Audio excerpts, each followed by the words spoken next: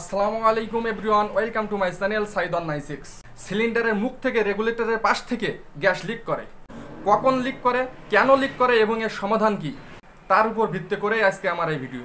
তো বন্ধুরা, ভিডিওতে যাওয়ার আগে আমাদের চ্যানেলে যদি আপনি নতুন হয়ে থাকেন তবে অবশ্যই সাবস্ক্রাইব করে বেল আইকন চেপে আমাদের সঙ্গে থাকবেন, তাহলে আমাদের পরবর্তী ভিডিওগুলো আপনি সহজেই দেখতে পারবেন। তো চলুন দেখে নেওয়া যাক ভিডিওটি। বন্ধুরা, আমি একটি নতুন সিলিন্ডার নিয়ে আপনাদের দেখানো এবং বোঝানোর চেষ্টা করছি। আমি প্রথম সিলিন্ডারের মুখটা খুলে নিচ্ছি, নেওয়ার পরে আপনারা এখানে দেখেন এর ভিতরে পানি কিছু অপরিষ্কার আছে, সেটা আমি একটা ন্যাকড়া দিয়ে মুছে নিচ্ছি। এটার ভিতরে দেখেন একটি ওয়াশার দেখা যাচ্ছে। এই ওয়াশারটি আমি এই প্রেকটা দিয়ে তোলার চেষ্টা করব। আপনারাও ঠিক একইভাবে এই ওয়াশারটি ব্রেকের মাধ্যমে বা শক্ত কিছুর মাধ্যমে এইভাবে উঠাবেন।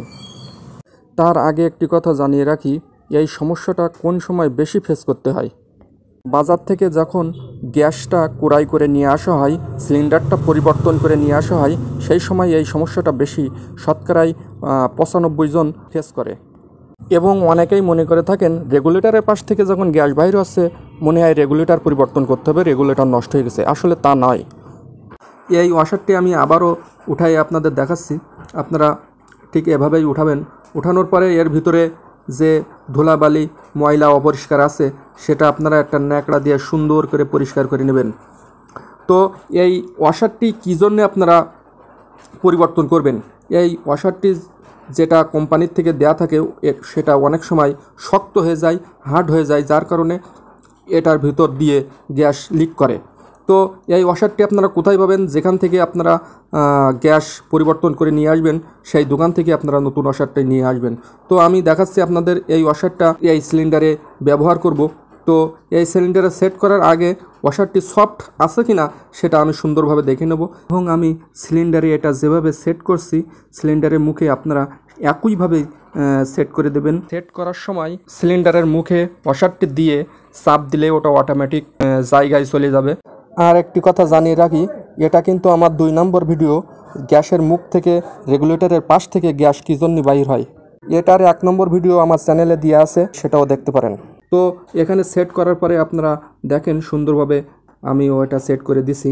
এটার ভিতরে দেখেন একটি গোল পিন দেখা যাচ্ছে, ওইটার উপরে রেগুলেটরের চাপ পড়লেই গ্যাস বাইর হওয়া শুরু হয়। এইবার আমি রেগুলেটরটা সিলিন্ডারের মুখে সেট করব। প্রথমে আমি এটা খাটিয়ে দিলাম, দেওয়ার পরে মাছ বরাবর রাখলে রেগুলেটরটা সিলিন্ডারের মুখে লাগবে এবং নিচের দিকে যে সময় আমি দেব সেই সময় এটা পাইপের ভিতরে যাবে। তো মাছ বরাবর রাখলে এই রেগুলেটরটা গ্যাস বন্ধ হয়ে যাবে। তো আপনারা যে সময় এটা সেট করবেন সে সময় এর গোড়া দিয়ে কান পেতে শুনবেন এবং যদি শো কোনো শব্দ হয়, হালকা শব্দও হয়, তাহলে মনে করবেন যে রেগুলেটর গোড়া থেকে গ্যাস এখনও বাইর হচ্ছে। ওয়াশার পরিবর্তনের পরেও যদি আপনার ওরকম শো শব্দ হয় তখন মনে করবেন রেগুলেটর সমস্যা হয়েছে। সেই সময় আপনি মিস্ত্রির শরণাপন্ন হবেন এবং রেগুলেটরটি পরিবর্তন করতে হবে। তো ভালো থাকবেন, আল্লাহ হাফেজ, আসসালামু আলাইকুম।